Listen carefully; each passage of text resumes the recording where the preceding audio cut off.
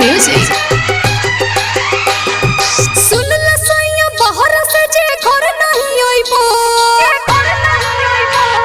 सुन ल सैया बाहर से जे घर नहीं आइबो, तो देवर संग देव घर में चल जाएम, हम देवर संग देव घर में चल जाएम। तोहरे संगे बाबा पर जल चढ़ाएम, तोहरे संगे बाबा पर जल चढ़ाएम।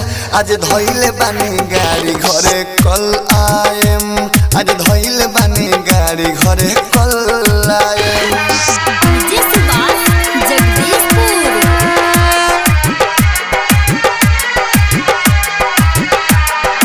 Balaji recording studio Jadavpur. Presented by Anshu Bala music.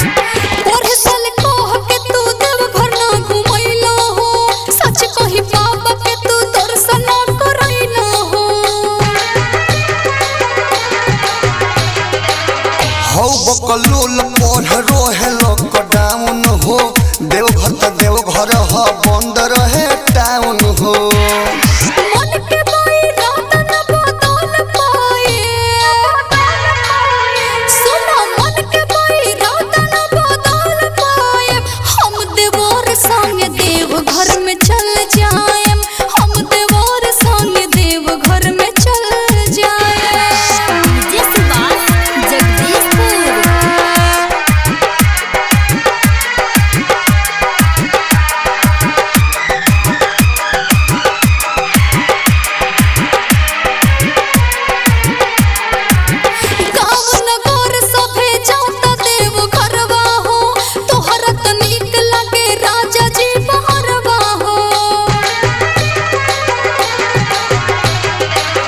या तो विदेश काल आवो तारे घरवा हो, फोन के कनी हरेडी रही ड्राइवरवा हो। दूर किस पे दर्द न संभाल पाए, दूर किस पे दर्द न संभाल पाए।